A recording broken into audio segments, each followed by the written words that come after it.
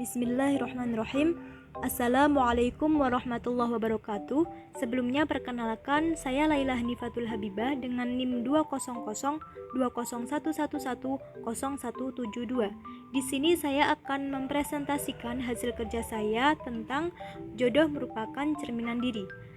Baik, di sini saya mengambil Quran surah An-Nur ayat 26 yang berbunyi A'udzubillahi minasyaitonirrajim. Bismillahirrahmanirrahim.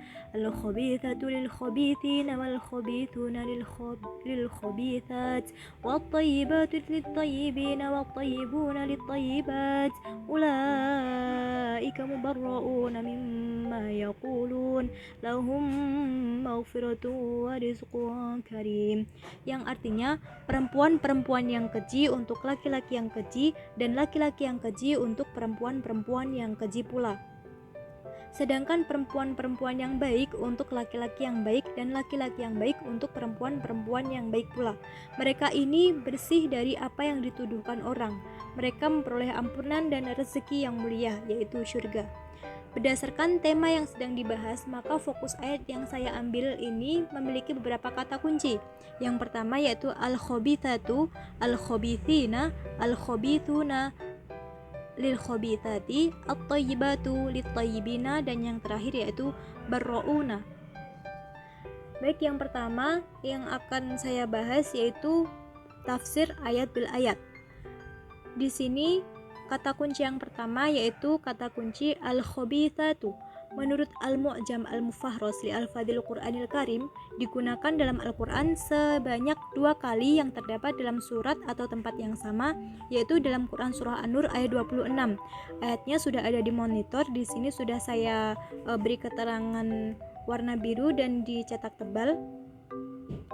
Dalam Quran surah Al-Baqarah dalam Quran surah An-Nur ayat 26, maksud dari al-khabithatu yang pertama memiliki makna perempuan yang keji, menjelaskan tentang perempuan yang memiliki sikap keji baik dari segi tutur kata maupun tingkah lakunya itu cocok untuk disandingkan dengan laki-laki yang memiliki sifat yang sama, yaitu sama-sama keji. Sedangkan maksud dari lafaz al-khabithatu yang kedua itu menjelaskan tentang perempuan yang keji sikapnya dilihat dari berbagai segi, maka cocok disandingkan dengan laki-laki yang keji pula. Hal ini akan dijelaskan lebih lanjut dan lebih terperinci pada poin keempat nantinya. Dengan demikian, lafaz al-khabithatu menjelaskan bahwasanya pasangan merupakan cerminan diri. Apabila seseorang itu baik, maka akan disandingkan dengan yang baik, sedangkan apabila seseorang itu memiliki sikap yang keji, maka akan disandingkan dengan yang keji pula. Pernyataan ini sudah dinas dalam Al-Quran. Kemudian kata kunci yang kedua yaitu al-khabithina. Menurut Al-Mu'jam Al-Mufarris li Al-Fadil Qur'anil Karim, kata kunci ini digunakan dalam Al-Quran sebanyak 1 kali, yaitu dalam Quran surah An-Nur ayat 26 juga. Di sini sudah saya beri keterangan warna biru dan dicetak tebal, bisa dilihat di layar monitor. Kata al-khabithina dalam surat ini mengandung makna laki-laki yang keji, bahwa apa yang selama ini seseorang lakukan maka akan berimbas ke diri sendiri. Jika seseorang wanita itu sering melakukan perbuatan keji atau tercela dan termasuk orang yang keji, maka semua akan kembali ke diri sendiri. Dijelaskan bahwa perempuan yang keji dipasangkan dengan laki-laki yang keji dan begitu pun sebaliknya. Kemudian kata kunci yang ketiga yaitu al-khabithuna. Kata al-khabithuna menurut Al-Mu'jam Al-Mufarris li Al-Fadil Qur'anil Karim ini digunakan dalam Al-Quran sebanyak 1 kali, yaitu dalam Quran surah An-Nur ayat 26 itu sendiri. Di sini sudah saya beri keterangan lagi dan dicetak tebal. Kata al-khabithuna dalam surat ini mengandung makna laki-laki yang keji. Dijelaskan bahwasanya siapapun laki-laki yang melakukan perbuatan keji ataupun tercela dan termasuk orang yang keji, maka akan dipasangkan dengan wanita yang keji pula. Kemudian kata kunci yang keempat yaitu al-khabithati. Kata al-khabithati menurut Al-Mu'jam Al-Mufarris li Al-Fadil Qur'anil Karim ini digunakan dalam Al-Quran sebanyak 2 kali dalam satu surat, yaitu Quran surah An-Nur ayat 26, di mana pada kata kunci yang pertama al-khabithatu ini sudah dijelaskan di poin yang pertama tadi, sedangkan pada ayat kunci poin 4 ini akan menjelaskan makna al-khabithati yang kedua, bermakna wanita-wanita yang keji. Maksud yang terkandung yaitu laki-laki yang keji, baik keji dalam segi jiwanya maupun keji dari segi perangainya, untuk perempuan-perempuan yang keji pula dalam hal berpasangan. Kemudian yang kelima yaitu at-thayyibatu. Kata at-thayyibatu menurut Al-Mu'jam Al-Mufarras li Al-Fadhil Qur'anil Karim ini digunakan dalam Al-Quran sebanyak 20 kali yang terdapat dalam beberapa surat yang berbeda. Di antaranya dalam Quran Surah Al-Baqarah disebutkan sebanyak 3 kali dalam ayat ke-57, 176, dan juga 267. Kemudian disebutkan lagi dalam Quran Surah An-Nisa ayat 26, Al-Ma'idah disebutkan sebanyak 3 kali dalam ayat 4, 5, dan 87. Quran Surah Ali Imran disebutkan 3 kali dalam ayat 32, 157, dan 120. Quran Surah An-Nahl ayat 26, Quran Surah Yunus ayat 93, Quran Surah An-Nahl ayat 72, Quran Surah Al-Isra ayat 70, Quran Surah Thaha ayat 81, Quran Surah Al-Mu'minun ayat 51, Quran Surah An-Nur ayat 26, Quran Surah Ghafir ayat 64, Quran Surah Al-Jatsiyah ayat 16, dan terakhir Quran Surah Al-Ahqaf ayat 20. Di sini saya mengambil 2 ayat atau 2 surat, yaitu Quran Surah An-Nahl ayat 72 kata at-thayyibatu, dan Quran Surah Al-Ma'idah ayat 5 kata at-thayyibatu yang sudah dicetak tebal. Yang dimaksud kata at-thayyibatu di dalam Quran Surah An-Nahl dalam seluruh surat tersebut menurut saya itu masih belum menunjukkan makna spesifik dari sebenarnya apa makna kata at-thayyibatu, sehingga menurut Quran Surah Al-Ma'idah ayat 5 dijelaskan bahwa kata at-thayyibatu itu mengandung makna sesuatu yang baik-baik. Segala sesuatu yang halal itu sifatnya pasti baik. Perempuan yang baik merupakan mereka perempuan-perempuan yang menjaga kehormatan di antara perempuan-perempuan yang beriman. Apabila kata baik ini dihubungkan dalam Quran Surah An-Nur ayat 26, itu mengandung maksud bahwa laki-laki yang baik cocok dipasangkan dengan perempuan yang baik. Hal ini bersifat anjuran yang telah dinas dalam Al-Quran. Laki-laki yang baik dianjurkan memilih pasangan seorang wanita yang baik pula.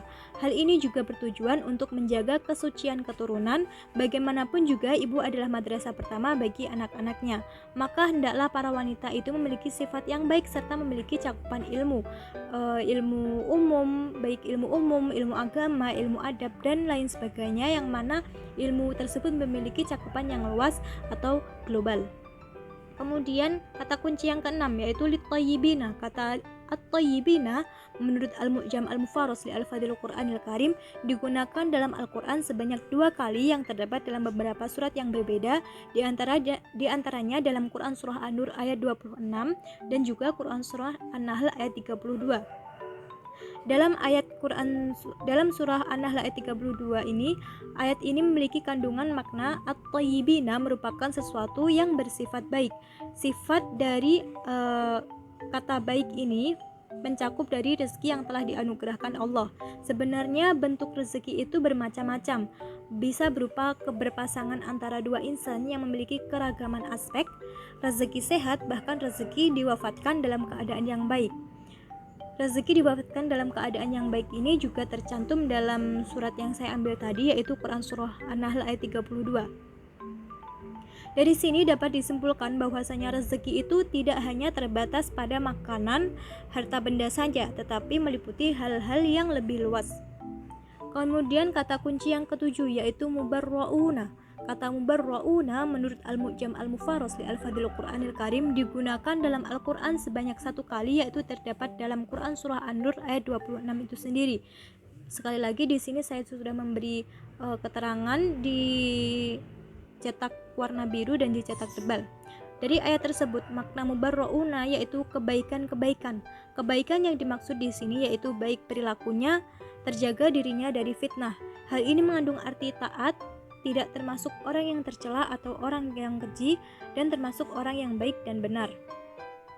Menjelaskan tentang perempuan yang baik sikapnya dilihat dari berbagai segi, maka cocok disandingkan dengan laki-laki yang baik pula. Dengan demikian, lafaz al-khabithatu menjelaskan bahwa pasangan merupakan cerminan diri. Apabila seseorang itu baik, maka akan disandingkan dengan yang baik, sedangkan apabila seseorang itu memiliki sikap yang keji, maka akan disandingkan dengan yang keji pula. Kemudian Poin yang kedua yang akan saya bahas yaitu mengenai munasabah dari Quran Surah An-Nur ayat 26. Seperti yang kita ketahui bahwasanya tiap masing-masing ayat dalam Al-Quran satu dengan ayat yang lainnya itu tidak dapat dipisahkan penjelasan dan penjabarannya. Mayoritas ayat Al-Quran itu saling berhubungan dan memiliki korelasi antar surat satu dengan surat yang lain atau antara ayat satu dengan ayat yang lainnya. Dalam Quran Surah An-Nur ayat 26 itu memiliki munasabah atau korelasi dengan Surah An-Nur juga, tetapi di sini dalam ayat yang ketiga. Bisa dilihat Quran Surah An-Nur ayat ketiga di monitor. Ayat ini menjelaskan perintah untuk menghindari pezina, apalagi ingin dijadikan pasangan hidup yang ranahnya lebih luas. Jadi di sini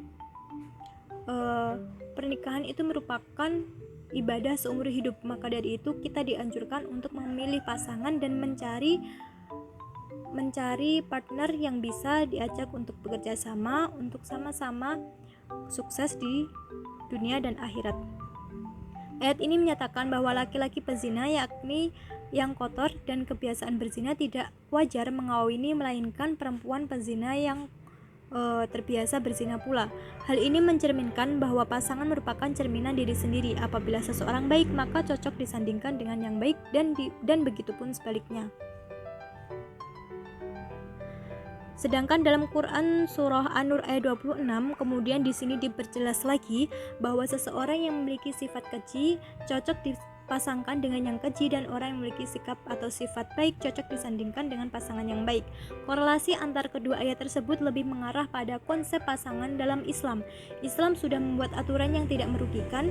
Dalam memilih pasangan, kita dianjurkan untuk memilih pasangan yang baik. Untuk mendapat pasangan yang baik, kita pun juga harus memantaskan diri dan memperbaiki diri sendiri agar selalu menjadi lebih baik dari pribadi sebelumnya. Jadi kita tidak merasa lebih baik dari orang lain, tetapi kita memperbaiki diri dari diri kita di masa lalu dan dari kita sebelumnya.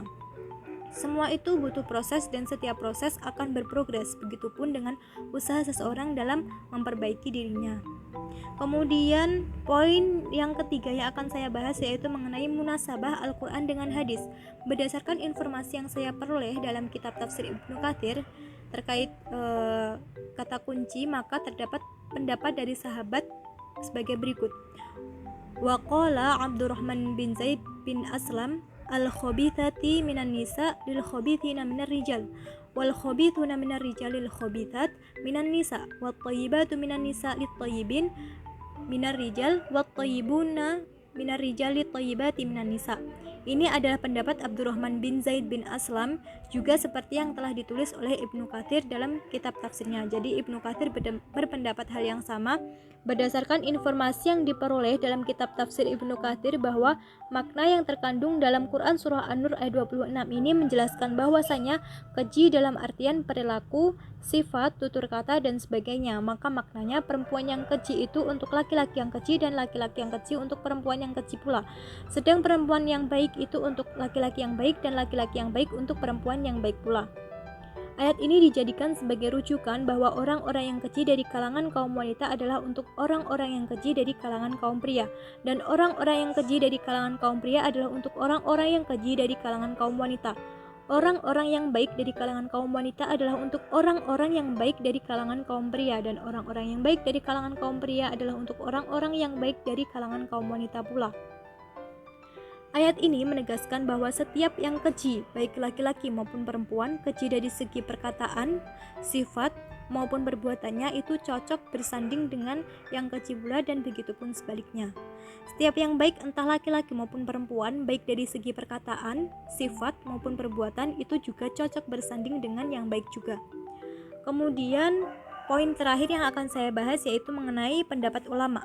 Menurut Abu Ubaidillah Muhammad bin Ahmad bin Abu Bakar Al-Qurtubi dalam tafsir beliau yaitu Al-Jami' li Ahkam Al-Quran menjelaskan bahwa dari Ibnu Zaid yang mengungkapkan bahwa makna Quran Surah An-Nur ayat 26 tersebut berarti wanita-wanita yang keji untuk laki-laki yang keji dan laki-laki yang keji untuk wanita yang keji pula. Demikian pula wanita yang baik untuk laki-laki yang baik dan begitupun sebaliknya. Sekian presentasi yang dapat saya sampaikan. Mohon maaf apabila ada kata-kata yang kurang berkenan. Wabillahi taufiq wal hidayah, waridha wal inayah, udisikum wa nafsi bitaqwallah. Wassalamualaikum warahmatullahi wabarakatuh.